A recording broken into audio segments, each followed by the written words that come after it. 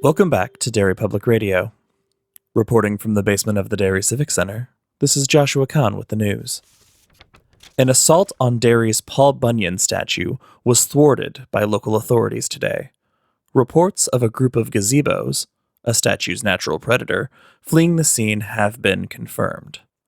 You're listening to Derry Public Radio.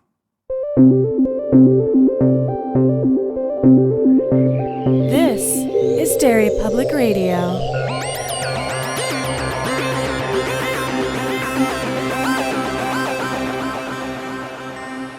Welcome back to Derry Public Radio, a bi-weekly Stephen King Book Club podcast. I'm one of your hosts, CM Alexander, alongside Joshua Kahn. Hey, everybody. And Benjamin Graham. Hello there, constant readers. And today we are covering the mini-series, The Tommyknockers, and Josh is leading our discussion. What a glorious day to lead a discussion, guys. Listeners, we just finished the first time in so long that we've been able to sit and watch something together, which felt so great. It did. Just cracking wise all the way through this. And if you're looking for a movie to crack wise, this is a good go-to. The second half is a good go-to. Yeah. It definitely suffers from Rose Red syndrome, where that middle section, if this was a three-parter, because it's 2 hour-and-a-half episodes and not 3 single-hour episodes, it definitely falls into that same middle ground as like kind of, okay, let's, some stuff's happening, I guess. Sitting through this, I was kind of awestruck at how much of the book they managed to fix and improve upon while still remaining shitty. Is this, much like how I described the book, is it good? No. Did I enjoy it? Absolutely. 100%. One of the things that threw us very early on is the opening credits is Jimmy Smits, who's playing Gardner. Okay, stop. Jimmy Smits? Not Gard. No, that made no sense. But was he the gardener that they wrote for the miniseries? He's definitely not the book gardener. That's a good point, yeah. Because it might as well be a different character. Yeah, the gardener in the book is definitely like scrawny and malnourished in my head. Yeah. And just like a slimy guy. But I don't think they were trying to make Gardner in this mini-series. This version of Gardner is it's a step below John McClane in Die Hard, where it's the guy who's not supposed to be the action hero having to do action hero things. And he doesn't do any of those action hero things until the very end. But he eventually gets up to that point and does them. He kind of does what you wanted him to do in the book. Yeah.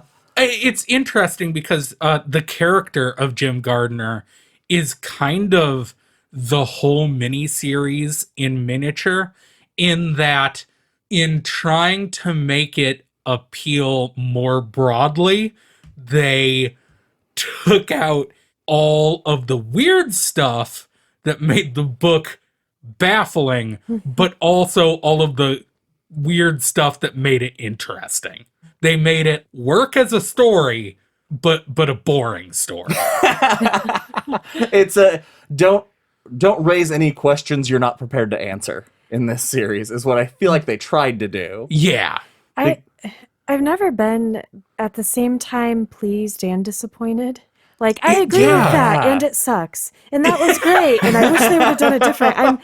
My brain just cannot decide where it lands on this. It's such a weird viewing experience after having read the book, because you're like, yeah, this makes, the structure makes more sense. Oh, yeah, for All the stuff they removed. Yes, they should have removed it, but then Jimmy Smits and what's-her-name make out, and you're like, I don't think I like this. We have to talk I didn't ask for I this. need a solid 5 minutes. Marge Helgenberger plays Bobby, and CM just run off with this. And this has nothing to do with her acting, her portrayal of Bobby, and it has nothing to do with Jimmy's portrayal of Gardner, but these two human beings as like actual real life people could not have obviously wanted to touch each other less.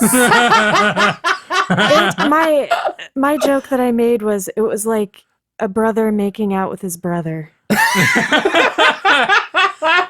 They go for it. They go tongue first, but it's not a pleasant viewing experience. There's only one scene where their chemistry, with quotes around it, made sense, and that was later when they're going to make love, and she's further in her becoming, and is, her body's kind of falling apart or whatever, and he seems a little bit like, yeah, that's what I wanted to do. But that was his reaction to her from the beginning. But he powered through that lovemaking like a champ. And she's a good-looking lady. He's a good-looking dude. I don't know. They just chemistry. So the relationship is just immediately different. In the book, there is a complex relationship. There's one of the reasons that their relationship is so tenuous is because they've had so many hard times, but then also these magnificent, wonderful, good times. And so in the book, it felt like their relationship was always something that could have easily be damaged. And so Gard was so scared of destroying the only relationship that ever meant anything to him. Mm-hmm. Gard's best friends with everyone in this town, I guess. Yeah.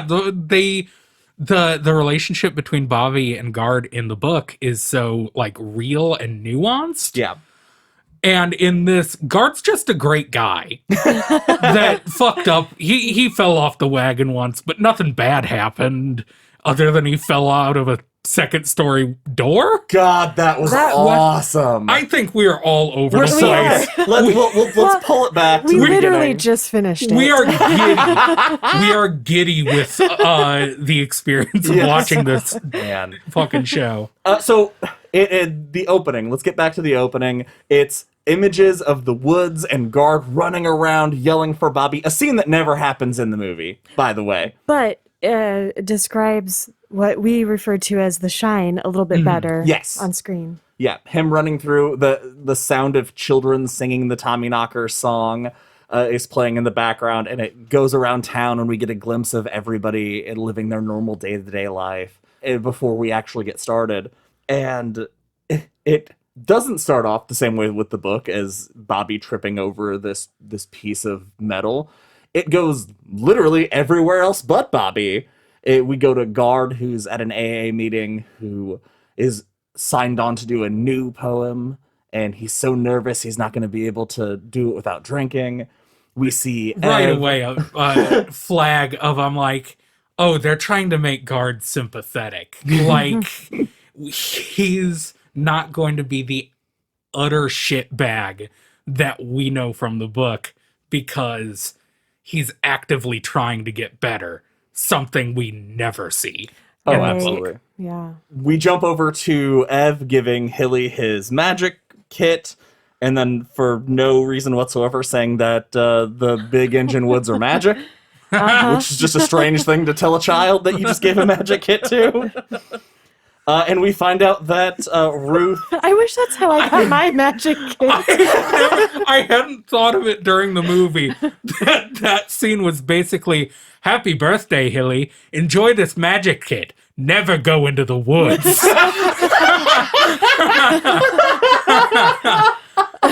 It's so backwards because he's like, I love magic. This is great for magic. Also, woods nearby, they're magic. Don't do it. And then we get what might be my favorite twist or my favorite change to the book from the book. God, I know what you're going to say. Is that the dollhouse is conveniently in the police station. Oh, that's not what I thought you were going to say. And for whatever reason, they changed Ruth McCausland to Ruth Merrill. I think just wanting to get that Merrill reference, which is such an odd name for like almost every King thing. I feel like tries to throw that name in there when it doesn't belong. Yeah, because this Tommyknockers was the book he wrote right after it. Yeah, and wasn't Ace Merrill was the bad guy in it, or like the bully in it. So yeah, that they wanted to name the brave police chief and be like, hey, remember that evil greaser from the other book people like? Can we since we're talking about characters, can we talk about the sexiest character?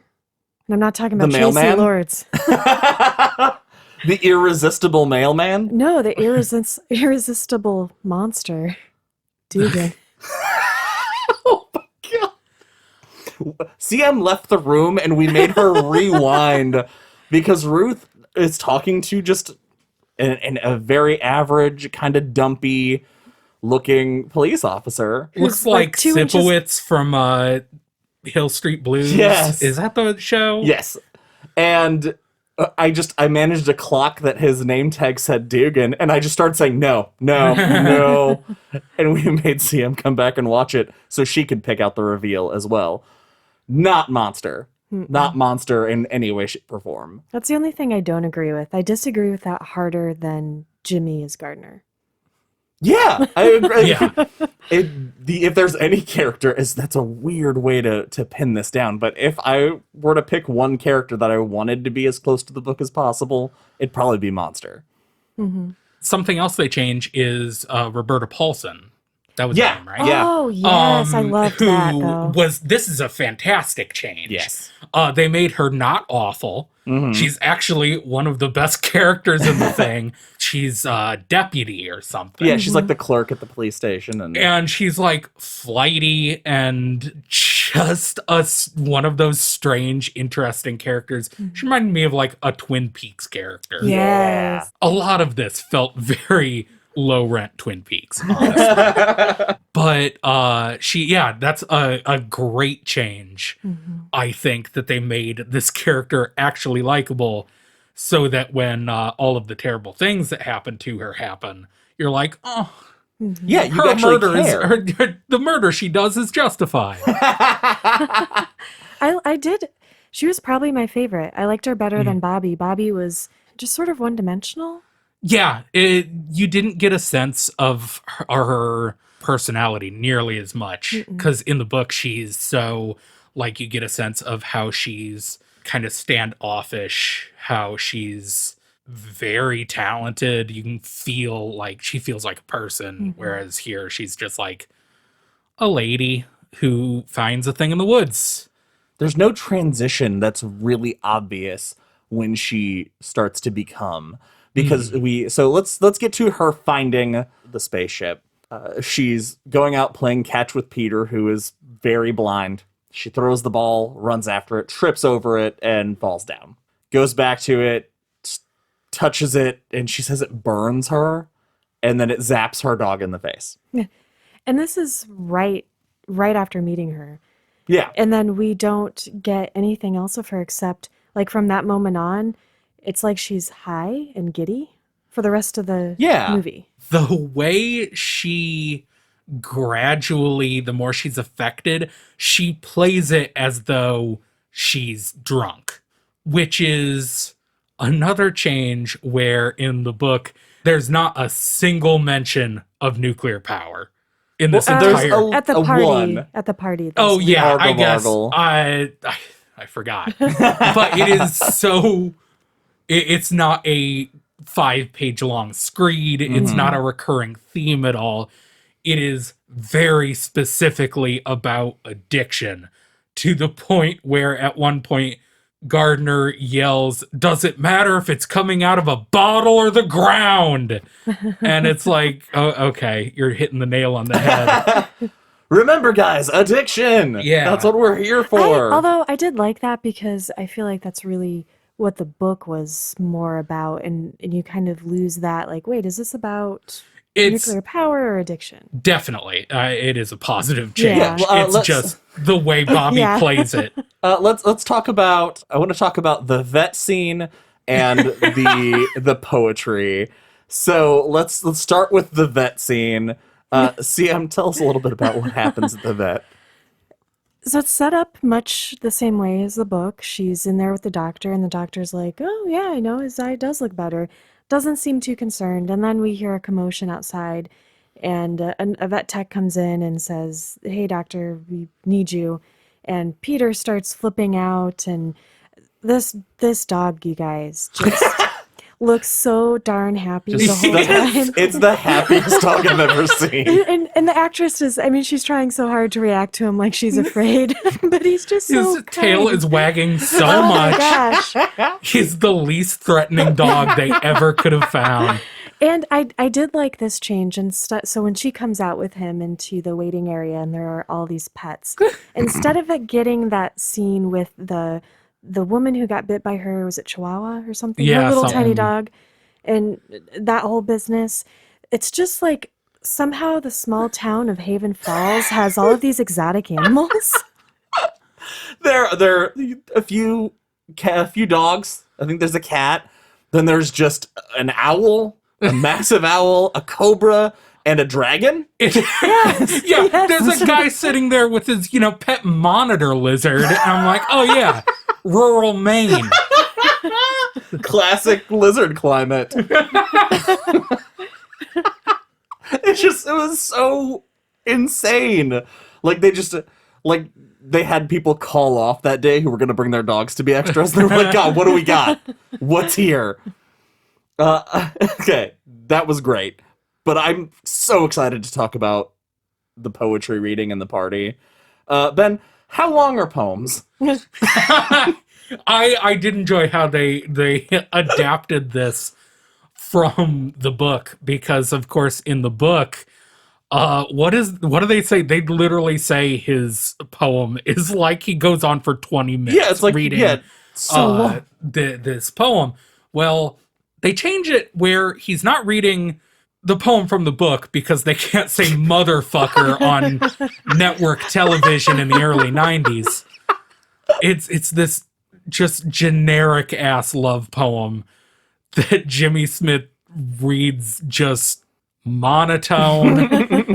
But they do that time progressing thing where it'll fade out in the middle of one sentence and then go on, and it does it 3 times and it just keeps cutting to the audience and they're just like, oh, Couples are holding hands that weren't holding hands before. My favorite part actually is that some people in the audience are acting like that, and then the rest of them are just staring blankly. Which makes the standing ovation hysterical. The guy who stands up and starts it has all the confidence in the world in his standing ovation, though. They really got to him. Man, the party, though. The party had everything I wanted. Yes. I laughed at the argle bargle thing because he just drinks a full mouthful of vodka and then says argle bargle. He gargle bargles her name. Yeah. Pouring the vodka down Patricia's dress was fucking great. Him beating the guy with an umbrella. So great. Well, he doesn't beat him with it. He Taunts him with it. He opens it and closes it at him, yelling, Arriba! He does what I know we all have wanted to do with an umbrella at one point in our lives. How can you not open an umbrella and just feel that energy? But it ends in just the only way this scene should have ended, with him just trying to take control of the room and dramatically saying, and if you only remember one thing, remember this. God hates a coward. Dramatic exit out a window. It's not even it is a full-length door that he opens, and it's just hanging out of the second story. It's madness. But I do like, he falls, he crash lands, cut to him waking up on the beach, which I thought was such a great way to show that blackout and his confusion. I thought that was awesome. It was a great scene, but I think it's not as effective because he wakes up at the beach and does the look up at the sky and scream, "What have I done now?" And the answer is not much. In the book, he may or may not have killed a guy. Because he elbows Argle Bargle and he's like, my heart. Yeah. And then later in the book, someone mentions that, or he thinks that he killed him, and then he's never mentioned again, whatever. But in this, that doesn't happen. He just falls out of a window and wakes up on a beach. It's like, you got drunk real bad. Right. It's not like he woke up with like a gun in his hand. Yeah, it doesn't have the same effect, especially when he does not have the history of shooting his wife in the face. Yes. If that happened, they never brought it up. Okay, that would be crazy, where Jimmy Smith, just as an actor, is like, I know I shot my wife in the face. It's not in the text, but I'm going to play it that way. He does that without having read the book. Yeah. All of his characters have that same secret. God, but one of the most insane things in this insane series, when Gard finally gets to the ship and he touches it, and the steel plate bulges out of his forehead. I loved that. That's not how it works. No, but it's not how a steel plate works. Oh, it's so good though. Unless the ship is magnetic. It's a very cool effect, and it's one of... There's so much of the book that I was like, how can they adapt this? Especially... like in the early 90s. I mean, if you try to adapt it today, there are scenes that I'm like, I don't know how you portray the town becoming a hive mind. I don't know how they're going to portray the inside screens of the spaceship. All that. Yeah. This, I feel like the bulging out of his head is a great visual storytelling technique. Yes. I bet that hurts like hell. Speaking of different ways they've kind of handled showing this story a little bit, what did you guys think of Hilly's magic journey? The first one is him doing it in the middle of show and tell, it looks like. And it goes off successfully. The kids all love it until he does a trick that, like a Looney Tunes cartoon, comedically blows up in the teacher's face and he just has black soot all over him. Yeah, his beak's on the back of his head. Yeah. He turns it around, he calls Hilly despicable. But here's also something that is strange about that. That happens and Hilly is mortified. Sure, it didn't go the way as planned. But if I ever saw that happen to one of my teachers and I was a kid in that class, I'd be losing my mind. Most popular kid in school. Wild success. You just pranked your teacher. But Hilly just takes himself to a dark place after that. Hilly's story, I mean, is one, like we said in the book, like one of the most memorable parts of the book. And I think they do a really good job in that he's the first character introduced to us. Yeah. Really.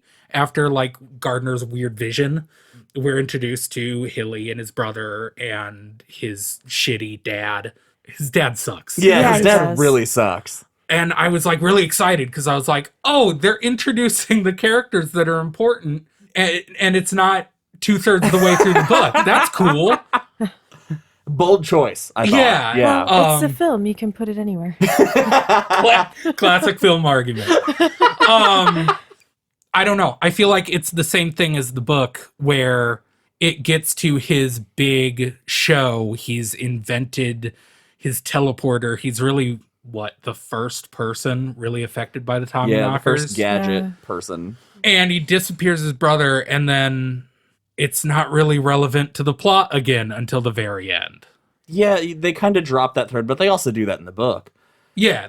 It's David's disappearance is used. It's used in the book it keeps Ruth distracted for a long time. It leads to that delay that ends up letting her blow up the town hall, all these things. Well, it builds on, once she's blown up the town hall, not only do we have that, but we have the missing boy, then the dead Ruth, the missing troopers, you're right. In the book, we get to the point where our characters are putting all these pieces together and, outside of the town, people are starting to question what's happening. And of course, this is all contained inside the town, so we don't get that. Yeah, and this, Ev grabs Hilly, takes him to the hospital, and then the town just kind of forgets about David for a while. I kind of forgot. Actually, Ben kind of forgot because he's like, why aren't the parents going to the hospital? And Josh and I are like, well, because their other son's missing. Maybe they want to stay. Yeah, it's super weird that in the movie they decided to give his shitty dad more of an arc than Hilly or Ev. really. What did you guys think of the changes for Nancy Voss? She's played by Tracy Lords and is just a blonde bombshell who is just wants to have sex with everyone all the time and thinks that Joe, Becca's husband, is just the hottest man alive. Can't get enough. And in the book, she's what, like in her 50s and like kind of just average looking. Yeah, they're just two people. Yeah. It's like not, I mean, it's scandalous, but it's not this like weird cartoonish high school sex romp This story beat. their characters together were what I would imagine a 14-year-old boy would write for them. Yeah. This Nancy's a sex addict. Like, she has a problem. Yeah. Her whole thing, I think, was best summed up in the episode, or in the scene after Joe has died, which they do that whole part fantastic. We have to talk about that first. Yeah, Holy shit. okay, yeah, let's do that. Let's get into to Joe and Becca. Ben, you want to take it away? Well, first of all, in the IMDb trivia, which obviously I was browsing instead of watching the boring parts, did you guys know that story, the story of Becca Paulson, was originally a short story? No. Stephen King wrote it as a short story, and then he showed it around to people, and he loved it so much that he just put it in this book. That makes sense for this book. Right? Yeah. It does. Like, I think we might have said it, We that talked a about few that, yeah. bits, like Hilly's part, you could take that out, and it's just a short story. Yep. So it makes sense that he was just like, I have a few short stories. It's a book now. But anyway, the way they do Becca Paulson, like I said, she's a lovable, weird cop. She's an Like, angel. She just loves her husband Yeah. so much. and she's like making efforts to like keep her marriage together, and her husband is a cartoon Misogynist. a cartoon Yeah. misogynist. And it beat for beat it pretty much goes, except for the best change in the show. There's no talking Jesus. Instead, she's told how to kill her husband by dollar store Chuck Woolery. She's shown watching this like cheesy 90s dating game show. And in a scene, the host just starts talking to her, and it's fantastic. It's so good. I loved it. Yeah, and they're not even trying to hide their affair either, so she could have very easily found out literally any other way. She could have stumbled upon them. Several people in town see them I and just know. say Yeah. nothing. So she's guided by this dating show host to build this contraption, and as she's having doubts, he's reassuring her like, no, you're doing the right thing. He is cheating on you. It's, there's no excuse. And so Joe comes home and he's like, oh, we got to change the channel. I don't want to watch this crap. And she's like, change it your damn self. And then she starts eating a cracker. He's like, what? And she's like, change it. It was so the weirdest choice, and I love it. And he, in an interesting twist, he touches the TV and he gets electrocuted. His eyes don't explode out of his head. She doesn't run up to him, like regretting her decision, and it's No, too late. she's fucking fine. Yeah, with it. she is. And the house doesn't catch on fire. Unfortunately for her, which is very, very sad ending, the next time we see her, it's just a very brief shot and nothing is mentioned again about it. She is in a straitjacket in a padded room. Singing the Tommyknockers song in her creepy the teacher from Recess voice, because she voiced from the teacher from Recess. Yes. Anyway, that part was great, but that does lead us back to Nancy, right? Mm-hmm. And her defining moment in the graveyard after Joe has been killed. And she kneels down, she's wearing all black with the vampy black hat with the veil, and she gives this speech of, I really miss you, and we had a lot of fun, but I gotta move on with my life, because I'm inventing stuff like this lipstick. And she pulls out a lipstick and turns a statue into goo. And then stands up and goes, I gotta go on with my life. And takes off her coat in a dramatic RuPaul Drag Race style reveal of a Jessica Rabbit red dress.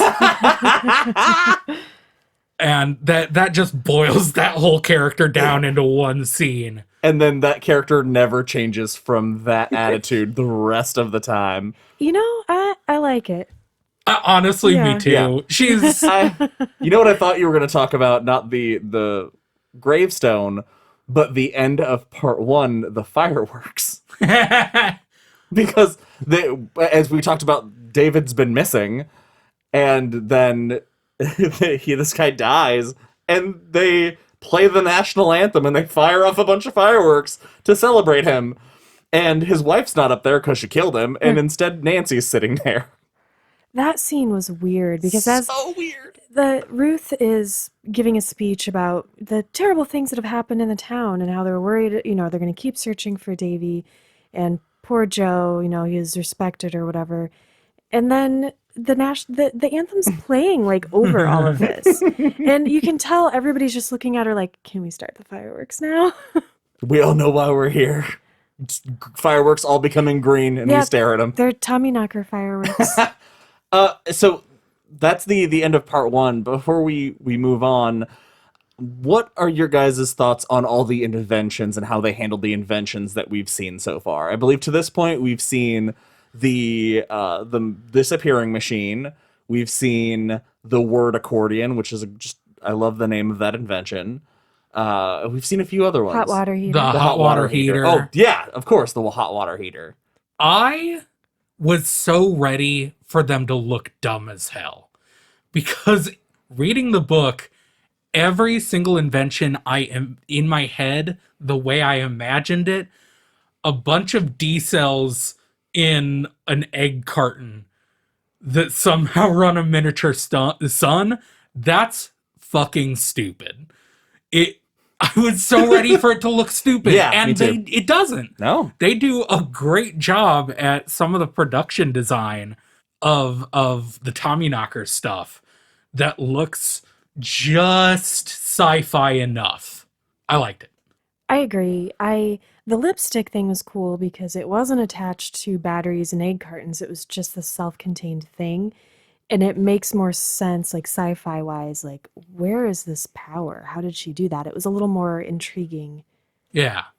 I think of all the inventions we saw in part 1, I think my favorite was the disappearing machine. Mm-hmm. Because like I know in the book they talk about him operating the pedal and all that stuff, but with like visually seeing, you know, that the platform, there's just no open space, or it's all open space beneath it, and he's just like tapping on it to get it go. I thought that was a really cool way to illustrate And when that. they take the blanket off and you can so clearly see that it was started out as like just a sewing machine table. Really, it's really cool. It looks, it's a weird thing of like something that sounds so corny in the book actually looking really interesting. I think they did a great job. The one thing I couldn't decide on, I'd like to see it side by side, which is impossible. But because you can tell that the practical effects that they're using on set, they are green lights. But then in post, they put an extra green glow effect, and it's very 90s. Yes. The green glow. I feel like you can just say, you know, that 90s glow, and everybody just knows immediately what you Yeah. think, what you're saying. But I'd be interested to see, because like for some shots, adding that extra glow kind of took me out of how cool something was, and sometimes it had the opposite effect. So I wonder. It only did that for me when it was the shots that had nothing to do with the inventions. When the glow was around the inventions or associated with those, I was super into it. And this happened more in part Yeah. 2, when it's just green glow randomly by itself. Like the scene early on where Gardner has just come home and he goes up and has sex with Bobby very God. uncomfortably. and Joe and Nancy are out in the woods because they brought 2 cars, but they take it. It doesn't matter. But they're in a car out in the woods, and all of a sudden the car has green glow under it and shakes around as though Bobby is telekinetically making it rock with her fucking. It's her orgasm. Am I the only one that got that? That's what it was, right? As soon as she stopped having sex, it stopped. It stopped, right? Yeah. She is their leader. Orgasm magic. Oh God, guys, we all the way through the first half, we have not talked about the ship. Oh, yeah. Yeah. First of all, Orgasm Magic, my favorite Red Hot Chili Peppers album. Anyway, the ship looks like a skate park. It does. She touches it and it glows green. The only thing I could think of as like they're digging out all these chunks of varying height, and so like the description of it as a skate park is just perfect. The other idea I had was it's the most confused podium I've ever seen. Yeah. Because they're all differing heights and it's super weird. But I was thinking, man, when are we going to get the scene where Bobby is like, I can use a compass to figure out how big this is. Yeah, it is all just random boxes of gray. It looks like nothing. Marble platforms just spread jutting in different at levels. random. Yeah, throughout the woods. And part of the appeal was that they were like, oh, this is crashed in sideways. Uh-huh. And so we are starting at one end, and as we go down, we're also going out. And this was just like uncovering a city block. Yeah. There is no point, I'm just realizing this now, there's no point in the digging up process that any of them should have gone, this is a spaceship. The glowing green, maybe. I guess. Arguably.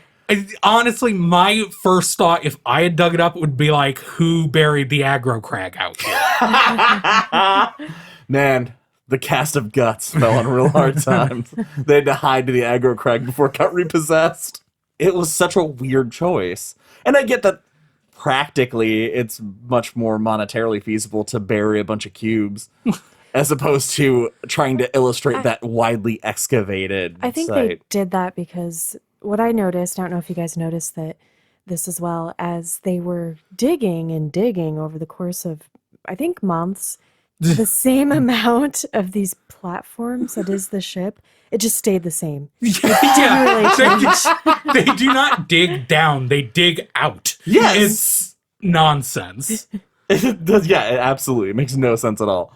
It would be one thing if you could see everything was uncovered and they were still just moving out, but no, there's still just clumps of dirt everywhere. In fact, later when we find the hatch was just under a pile of dirt At the surface level, yeah. Yeah, it's like they accidentally covered it. Like they're like, well, that platform is meaningless. We'll never have a use for this. Everything else is square. This has got other angles. That's stupid. Bury it.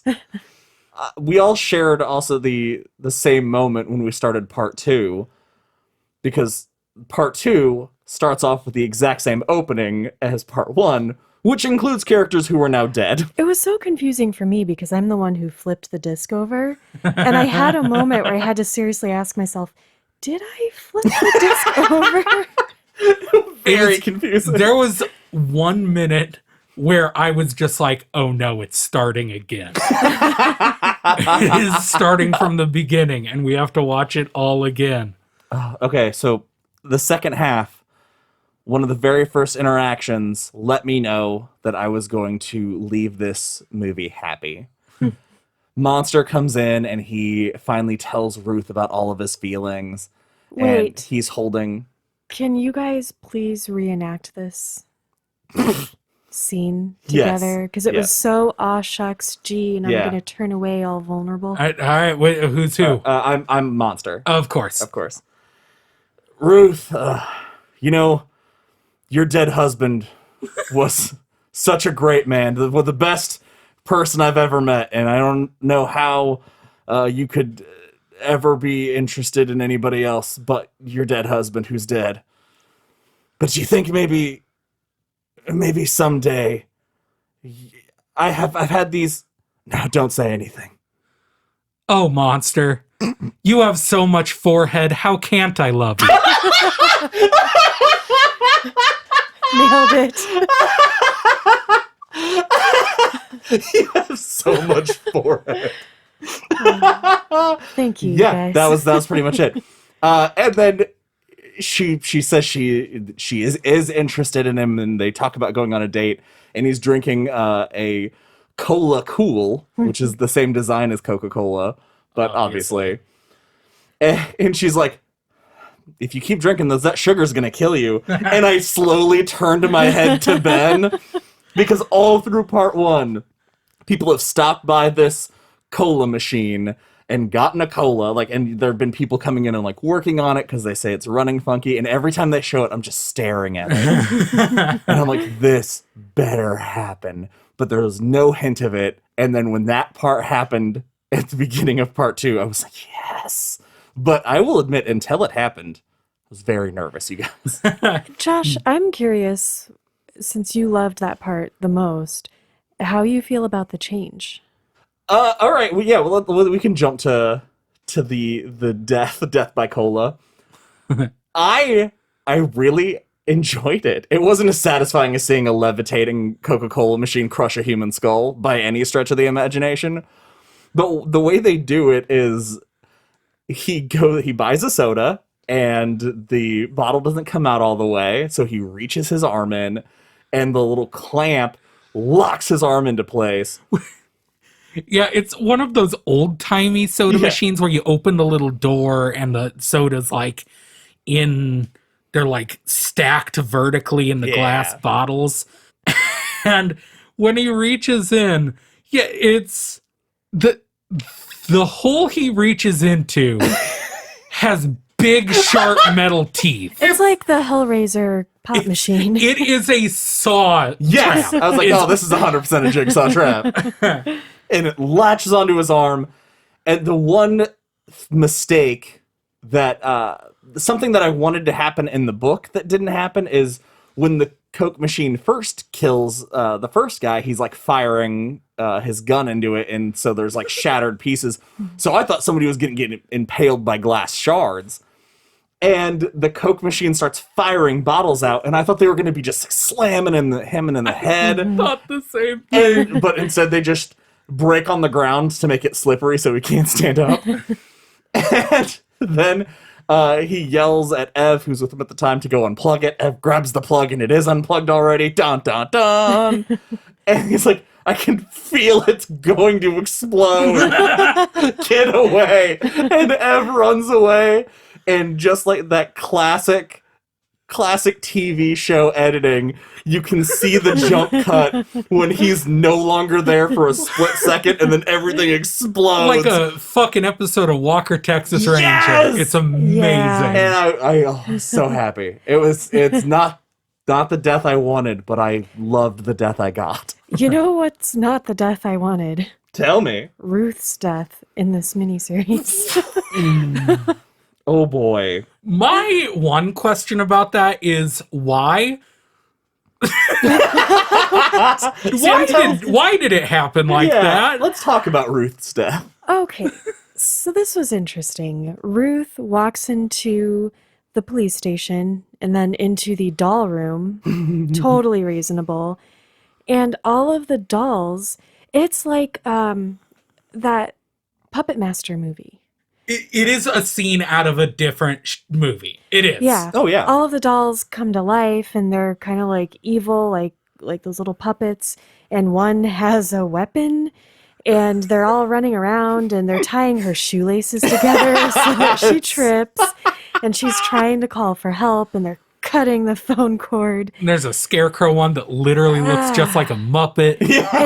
And there's this bust sitting on a pedestal and she falls and another doll is pushing the pedestal. Just rocking it back and forth. And And they're we get yelling, this- "It's too late, Ruth." It's too late. And we get this scene where the bust falls on her, and rather than cutting away, because like clearly it would be obvious to the audience that it hit her and hurt her. No, they show it. They show this foam Just clearly thing styrofoam. just bouncing off of this woman's head, and she falls. She falls down like a fucking community theater. And so that's why Monster and Ev are back in Haven. They're looking for her because she's missing, which led me to guess that, because we don't get Sissy in this. They kind of combined that, and they, except for the personality part, that we were going to find Ruth in the shed later.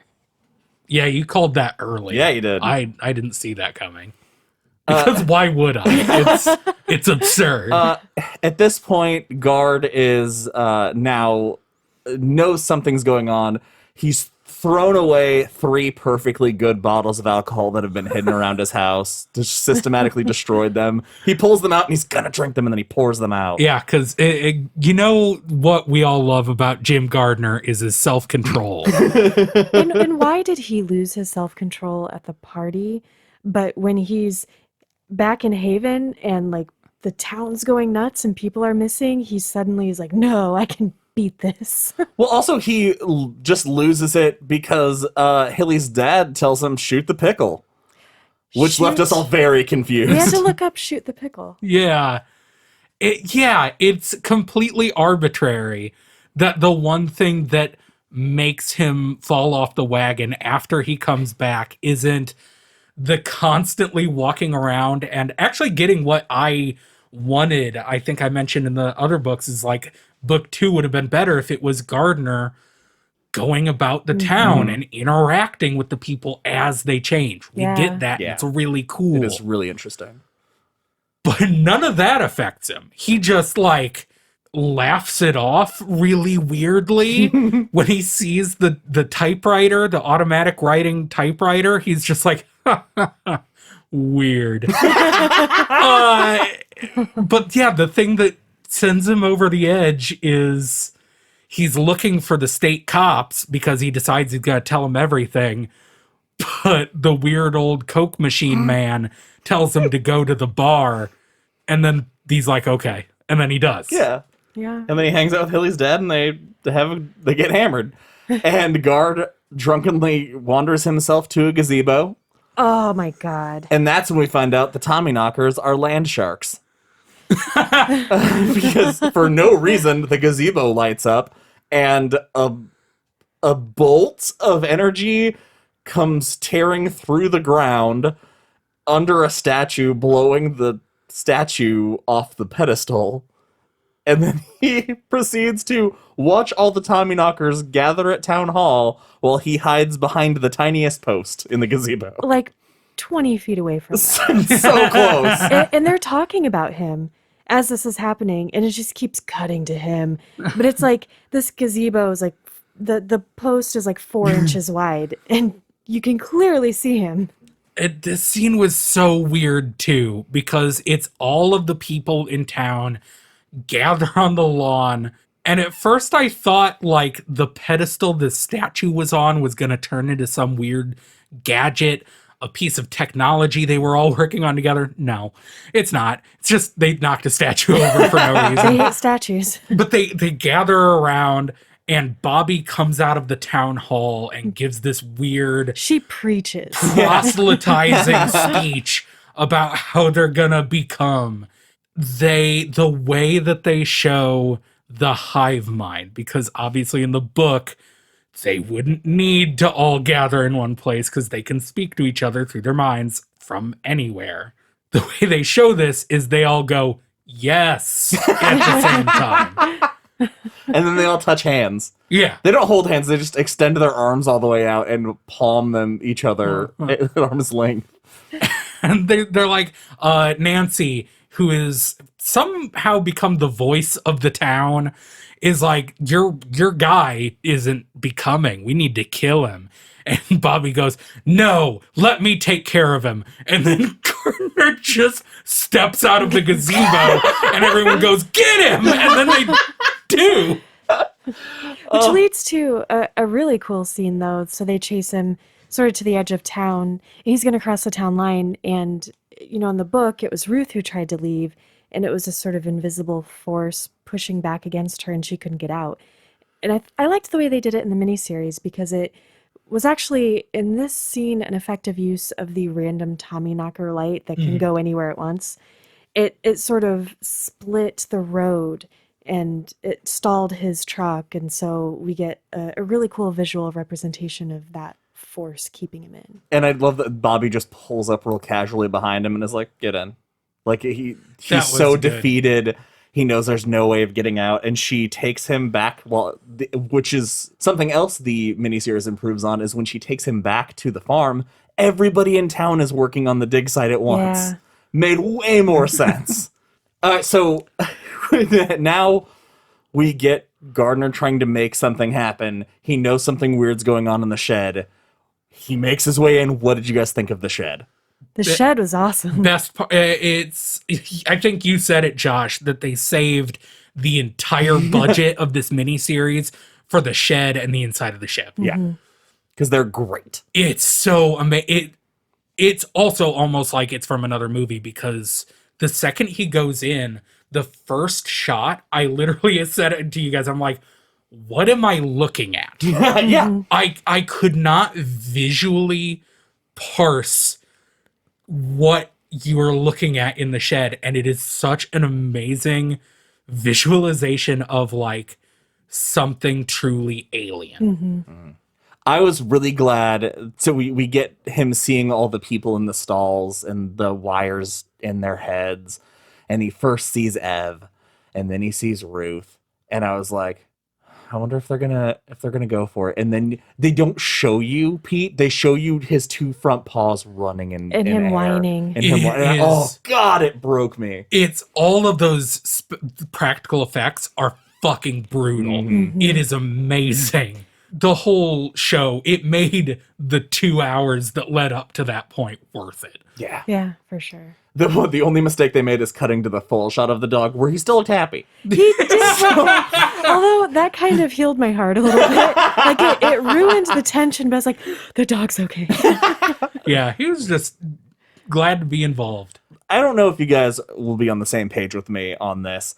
So Gardner goes inside. He pulls out another bottle that he's hidden in the house, and he is holding this bottle of vodka, and he dumps it, and then he goes and is going to fake becoming by pulling one of his own teeth. That was cool. Also, I liked it, yeah. way more interesting Makes than in the sense. book. But I argue what would have been cooler is, because he's been smashing bottles and not drinking when the time came, what if we saw him just down so much of this bottle and we're like, oh, fuck, he's done it. And then he goes in and pulls the tooth. Like, he did it so he could yank his tooth out.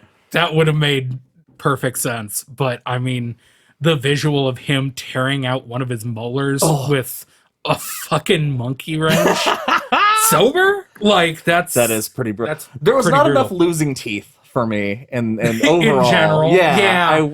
I like that they subtly started showing actors with less teeth, or at least their teeth got really gross. It was literally like every actor lost one tooth. Yeah. And it's like, okay. So he pulls off this ruse. Him and Bobby have non-genticle related sex that we know of. If there were genticles, we would have seen it. I would have hoped we would have seen them. And then they make their way to the ship because Gard convinces her that he started becoming now, so they should do this together. So it's him who actually pushes that, you and me, let's make it happen. So much more interesting. Yes. So much more character driven. Yeah. This plot point is a marked improvement. Yes.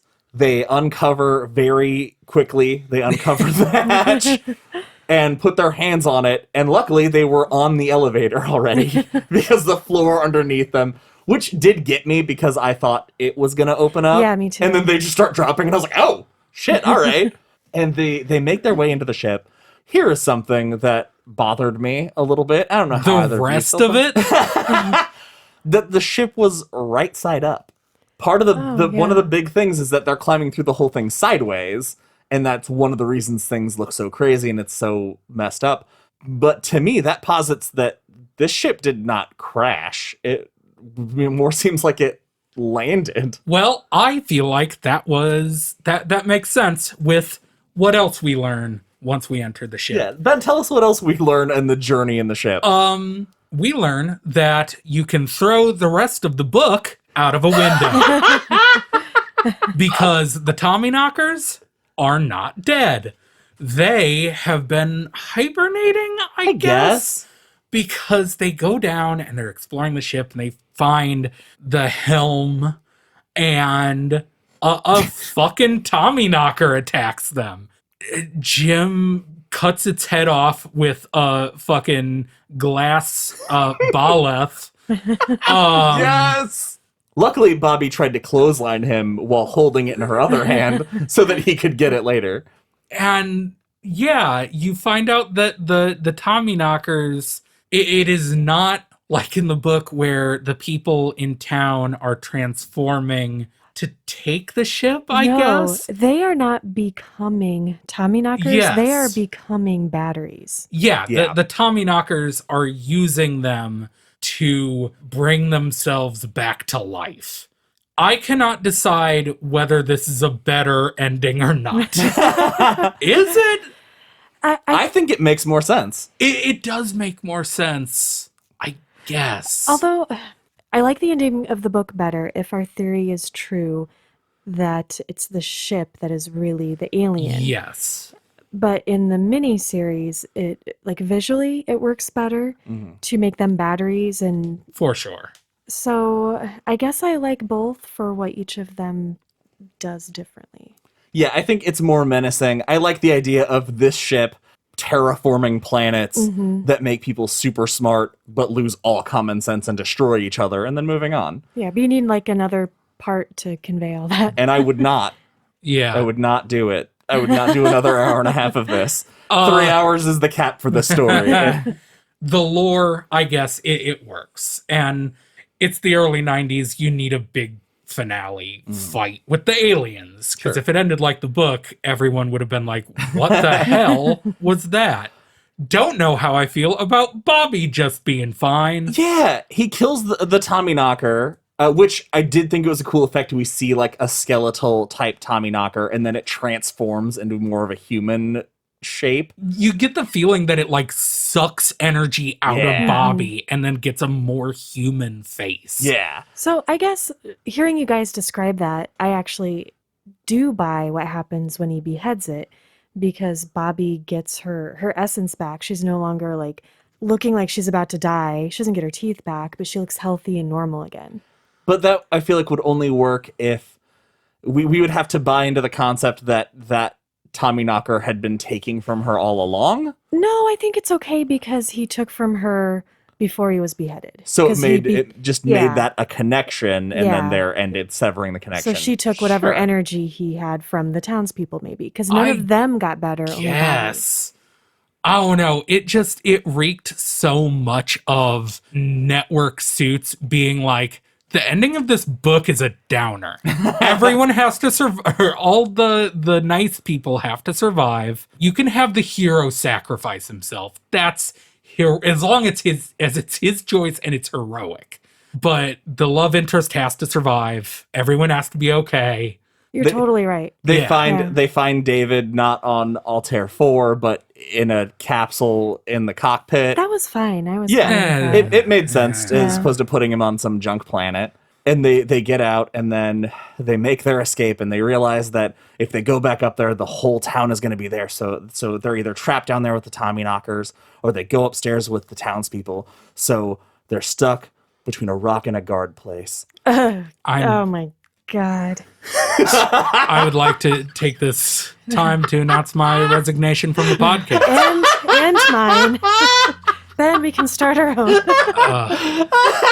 The worst. I know you're gonna make that the title of the fucking episode. You stupid piece of shit. So that joke went in two parts. One where I was like, that's hilarious. And then the more I sat with it, I was like, that's dumb as hell. But I'm going to see it physically hurt both of them when I say it. And I got everything I wanted out of it.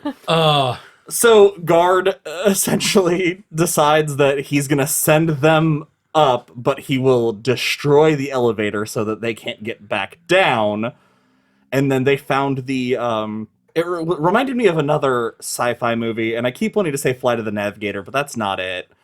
Because the cockpit is like Da Vinci's human drawing, where it's just all stretched out and holding on to stuff. It's all like one of those spread out. gyroscopes you strap into at the mall. Yeah, except for this if it's- one. Yeah. Like needles in your temples. Yeah, it just burrs into his head, so he straps himself into this. A Tommyknocker tries to force his way in, and he forces the door closed with his mind and cuts off his hand, and he starts bleeding, and I was like, yes, we're getting like the bloody nose, like him like probably coughing up blood. Cuts away to them up top and the townspeople encircling them. Cuts back, no blood, it's all gone for whatever reason. TV. And then you see all these other Tommyknockers who are waking up start grabbing their plexiglass axes and running towards the controls, and Gard pilots the ship up out of the air. People are falling down these crevices in the ground. Trees are falling on people. It's hilarious. It is a hilarious ending. Oh, we should say that there's a body inside that gyroscope that is clearly just made of plastic, and Gard grabs it and pulls it out. And I don't know if you guys have ever pulled a body out of something, but if it's been dead long enough, the limbs all just go, they just drop. He pulls it out, and it stays in the exact pose. It's just T-posed. Yeah. It is so clearly a styrofoam dummy. What's better is that he turns and throws it. I don't know if you guys have ever thrown a dead body. Okay, what are you keep referring to what a dead body feels like. The point is when you throw the body, their limbs at least flail in the wind, but it stays fully stretched out. It's like a and blow-up. cartwheels through the sky. It It looks is- like a blow-up doll. It is. really It does. looks like a bad Halloween prop. It's great. But he pulls it up and he flies into the sky, and it looks the ship, when we finally see it, looks like a city. Yeah. It's the kind of the It's visual- crazy. Yeah, it's super weird looking. And it flies up and everybody's looking up, and then it just explodes. In green, of course. The whole explosion is green. And everybody just stares up and watches it. And then as normal. Bobby screams, and it's like, sure. And that's it, man. It is. That's the Tommyknockers miniseries. the rest of the townspeople disappear, and it's just, Bobby frees. Oh, yeah. We forgot Pete, that yeah. Ev kills Nancy by lightly grabbing the back of her neck, and then Bobby frees Peter, who is fine. Yeah, totally fine. Thank goodness. Ruth, though. Ruth dead. Oh. Yeah. I wish they would have at least showed her, like, they have them obscured so you can't really see the details of them. I would have liked to see Ruth's head. Yeah. Like, at least, because you What? can, well, so that, in theory, the bust killed her, is what I think you're supposed to believe. Yeah, right. I would like to, I think it would have been cooler if they would have cut away. We saw the bust land on the ground after hearing it hit her, and then to see like a cool, appropriate for TV broken skull. I think Yeah. that would have been probably like a much cooler way of doing that. I like that. Yeah. So I think it's time to lock in our ratings on the Tommyknockers miniseries. Ben, do you want to kick things off? Oh, do I have to? This is so fucking hard, guys. Because Would you say all it's since- put you between... Oh my I hate you. It's since recording our last episode, I keep coming back to it and going, I gave Tommyknockers a 3 out of 5? Why? And then I watch this and I'm like, I think I'm gonna give it a 3 out of 5. Why? I would recommend this miniseries if you're going to watch it the way we did, hanging out with your friends and goofing. 3 reluctant blue chambray shirts out of 5. For me, this is on par with Rose Red in that, yeah, watching it, sometimes I was like, oh God, is this that important? We have 3 hours and we're spending a chunk of time on this. It doesn't matter. It doesn't add to anything. But when it's all said and done and we are thinking back to the jokes that we made, or as we're remembering the scenes, I want just a loop gif of him throwing that alien body, and I just will use it for every comment I get forever. So I'll just post it. Like, there are so many things like that I really enjoyed. Would I watch it again by myself? No, never. But I would definitely do this again, watch it with people. So I am also going to go with 3 out of 5 blue chambray shirts. CM? I'm going to judge this based on a couple of different things. I also would not watch this again by myself, but I would show it to other people, and I would enjoy it that way. The second is that I had such a hard time, with some of the other miniseries we did. Rose Red, very difficult, and if any of our listeners have listened to those episodes, you can hear me lose my mind at the beginning of every episode. And it was so long. What the Tommyknockers miniseries really has going for it is that it does not overstay its welcome. It's 3 hours, which is pretty long, but not too bad. I mean, there are movies in the theater that are 3 hours. Sure. So that does help it a lot. I also really appreciated some of the changes. And whether my appreciation extends so far as to me preferring those changes over what happened in the book, I don't know. I kind of appreciate them on 2 different levels. And I think that's really cool, and I like that. So I was anticipating hating this and not giving it very many blue chambray shirts, but I'm actually going to give it 4 out of 5 blue chambray shirts. Fair. That is it for this episode of Derry Public Radio. As always, thank you for listening. Join us next episode where we are covering another Patreon-selected book by Bryant Burnett, The Colorado Kid.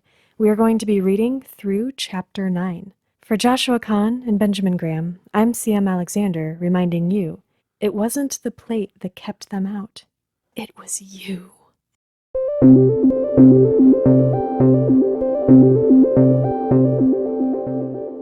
Hey everyone, CM Alexander here. Thank you for listening to the Tommyknockers Part 4. We hope you enjoyed it. A special thank you again to KC Bauer for giving us a reason to cover this and the miniseries through their generous Patreon donation. If we haven't covered your favorite King book yet, you can force our hand by signing up for our $50 tier at patreon.com/dairypublicradio. In addition to that perk, you get a ton more stuff when you sign up for our Patreon, including access to our Patreon-exclusive storytelling-style podcast, named after one of my favorite King shorts, The Club. If donating isn't your thing, that's cool. Tell your friends about us, or leave us a rating and review on Apple Podcasts. We're not part of a big network, and we're trying really hard to keep our show ad-free as long as possible. But it's hard, you guys. Your reviews keep us in the charts and get us more listens, so we appreciate that. As always, find us anywhere you listen to podcasts. Follow us on social media at Derry Public Radio. Our website is constantreaders.org, and our email is derrypublicradio@gmail.com. That's all for now, listeners. Goodbye.